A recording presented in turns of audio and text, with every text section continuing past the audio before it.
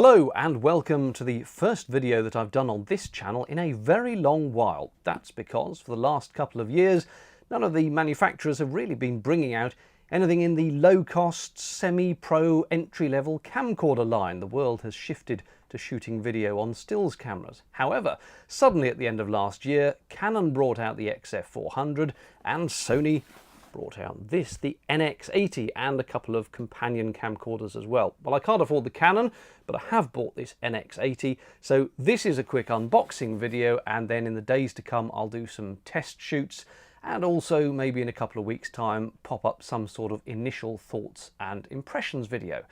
So let's get into the box. As just mentioned, the NX80 is one in a series of 3 camcorders, all very, very similar. You've got the AX700, which is pretty much identical to this, but without the XLR audio handle. And then above this, you've got the PXW-Z90. That's the professional version, which has a 3G SDI output and also has a slightly different codec, XAVC-L, instead of what this one has, XAVC-S. But pretty much the camcorders are identical in terms of the chip and the buttons and things, apart from those little differences. I've bought the NX80 because I want the XLR audio handle, but I don't have need of the features of the Z90 version. That's a thing telling me that I should register for Prime support, and I get 2 years of cover, probably worth having if it's free. Usual booklets, warranty, a thing plugging their Catalyst browse software. What's that? That's a get started guide or something. Yep, little get started guide. I mean, it's not going to tell you much more than you can't work out yourself, I don't think. There's the full operating guide,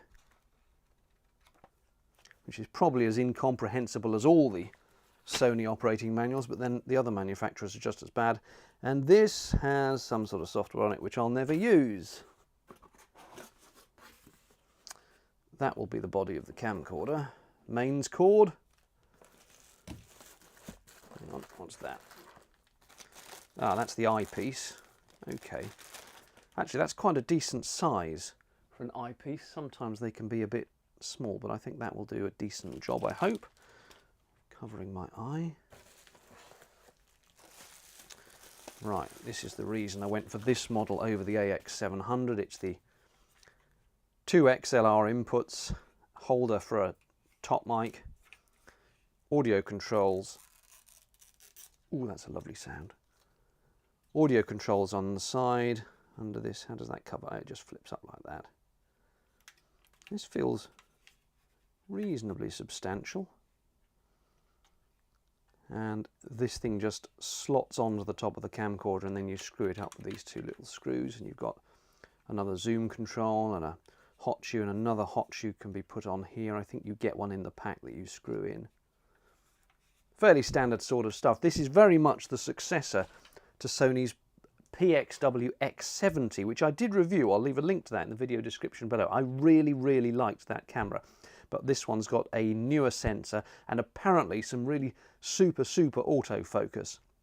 I'm not a big autofocus person, but apparently it's really good on this. Mains lead again for another country. Mains lead again. What's that? Is that just USB? Yeah, that's just a standard USB cable. You don't get a charger with this, a separate charger with this camcorder, so instead you get this little power brick, and that end plugs into the back of the camcorder. Bit of a shame. One thing you do get that I like is an actual good old-fashioned handheld remote control. And as a solo shooter, sometimes shooting pieces to camera, having buttons you can press instead of having to mess about with on-screen things on an app on your phone, I really like, I know it's a silly thing, but I really like having a remote control. What's that? That's the lens hood. Now, disappointingly, this is not one of those lens hoods like Canon have, and in fact some Sonys have, don't they, with the switch on the side to shut or open a protective cover over the lens. This is literally just a hood, nothing more, which is a shame. That's the battery, which is an NPFV70A, and the A is apparently significant, I think in the sense that the battery is smaller and lighter but with more capacity than previous versions, but I'm rather hoping that it is nonetheless compatible, the camera, with the older versions without the A, because I've got a few of those batteries lying around. Right, let's get to the good stuff. Oh, I really did like the X70, which I had on loan from Sony for review, and I couldn't justify buying one at the time, but I can now. Oh, isn't that nice? That is a nice. I know it's small, but that is just feels good. So, horrid, nasty, losable lens cap, which is a great shame. I think it's an f2.8 to f4 lens. I may be wrong on that. It may be f4.5. And you've obviously only got the one lens ring, which you can adjust between zoom and focus here. I'll probably keep it on focus, but you do get this extra dial down here, which can be used to adjust iris and gain in conjunction with these buttons.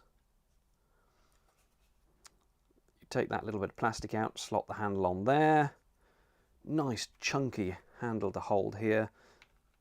Zoom rocker and assignable buttons which have pre-programmed functions on them. And look, they've brought back the 2.5mm lank remote control, which they took off some of their camcorders a while ago, and that was really annoying because if you wanted to use lank, you had to go from the multi-interface, which is this thing that looks like a USB, through some contorted, I think 2 or 3 different adapters to make it talk lank. So it's a good thing they've brought that back. A little microphone jack there for 3.5mm jacks, another assignable button there. On the back, battery slot, you can easily switch the camera into full auto or manual there, and look, it's got real ND filters, off and then 3 stages. Really nice to have proper NDs you can just switch in when you need them. Power in for charging the battery goes in there. Full size HDMI under there. If you had the Z90 version, there would be a 3G SDI here, but I don't. That's your record button. Let's see how that feels.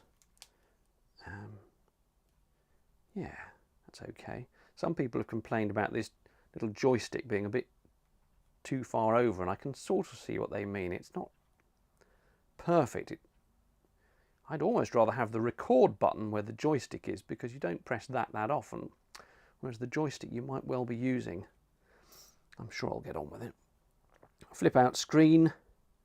This is a touch screen, but as I understand it, only in terms of touch to focus. All the menu options are accessed using the little joystick, and this is purely used for touch to focus,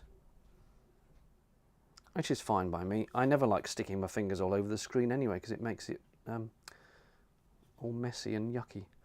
More assignable buttons in there, dedicated white balance, power button, thumbnails to go into playback mode, slot select because it has 2 SD card slots, and it can do relay recording or dual recording, and there's your headphone jack. So that is all quite good. Right, I'll just stick the handle on and check that it works. And there it is, with the handle and the lens cap and the battery and all the bits on it. I also found the extra little cold shoe, for which you need the tiniest screwdriver to attach. I used one that I used for putting screws back in my pairs of glasses. It's really small, and then that just has 4 screws underneath that metal plate. And there it is. Very lightweight, but feels solid. I don't know that it would take a lot of abuse. I tend to say that about all these camcorders. They feel solid, but you wouldn't want to drop them. But I suppose that's reasonable advice anyway.